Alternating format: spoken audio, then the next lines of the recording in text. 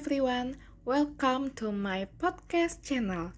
Bersama aku, Romauli Tua Gratia, mahasiswi program studi PPKN Fakultas Ilmu Sosial Universitas Negeri Jakarta yang akan menemani kalian selama 5 menit ke depan. Pembahasan di podcast kali ini, aku mau ngebahas soal hukum tentang orang sebagai subjek hukum.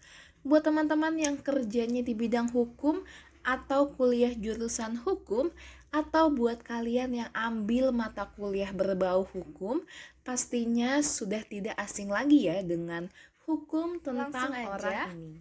Yuk kita bahas. Oke guys, pengertian dari subjek hukum sendiri yaitu segala sesuatu yang dapat memperoleh hak dan kewajiban serta hukum. Nah, kalau dalam dunia hukum, subjek hukum dibagi menjadi dua nih, yaitu manusia pribadi dan badan hukum. Di sini aku akan menjelaskan yang pertama yaitu subjek hukum sebagai manusia pribadi, di mana pengakuan manusia pribadi sebagai subjek hukum pada umumnya dimulai sejak ia dilahirkan loh. Perkecualiannya terdapat pada pasal 2 KUH Perdata yang menyatakan bahwa anak yang ada dalam kandungan seorang perempuan dianggap sebagai telah dilahirkan bila mana kepentingan si anak menghendaki. Nah, mati sewaktu dilahirkan dianggap tidak pernah ada. Lalu muncul pertanyaan, kapan sih status manusia berakhir sebagai subjek hukum? Nah, berakhirnya status manusia sebagai subjek hukum adalah pada saat ia meninggal. Itu dia subjek hukum sebagai manusia pribadi. Sekarang kita lanjut ke subjek hukum sebagai badan hukum. Badan hukum adalah suatu perkumpulan yang oleh hukum diperlakukan seperti manusia sebagai pengemban hak dan kewajiban atau organisasi atau kelompok manusia yang mempunyai tujuan tertentu yang dapat menyandang hak dan kewajiban. Menurut ketentuan pasal 1653 KUH Perdata, ada 3 macam klasifikasi badan hukum berdasarkan eksistensinya loh. Kalian mau tahu apa aja? Yuk, aku kasih tahu. Yang pertama ada badan hukum yang dibentuk oleh pemerintah, seperti badan hukum pemerintahan dan perusahaan negara.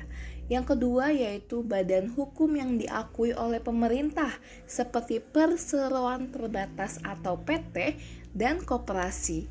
Yang terakhir yaitu badan hukum yang diperbolehkan atau badan hukum untuk tujuan tertentu yang bersifat ideal, seperti kalau yang tadi berdasarkan eksistensinya, sekarang aku mau kasih tahu ke kalian nih berdasarkan wewenang yang diberikan kepada badan hukum.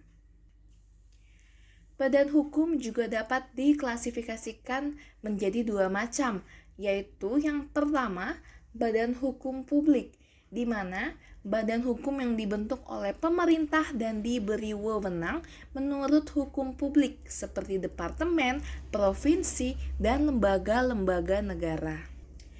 Lalu yang kedua ada badan hukum privat, yaitu badan hukum yang dibentuk oleh pemerintah atau swasta dan diberi wewenang menurut hukum perdata. Sebenarnya ya, dalam hukum perdata tidak ada loh ketentuan yang mengatur tentang syarat-syarat material pembentukan badan hukum. Biasanya yang ditentukan adalah syarat formal saja, yaitu dengan membuktikan. Nah, itu dia pembahasan di podcast kali ini mengenai hukum tentang orang sebagai subjek hukum, baik sebagai manusia pribadi dan badan hukum. Terima kasih kepada pendengar setia The Podcast with Romauli Tua Gratia. Semoga kalian sehat selalu dimanapun dan kapanpun. See you in the next podcast. Bye.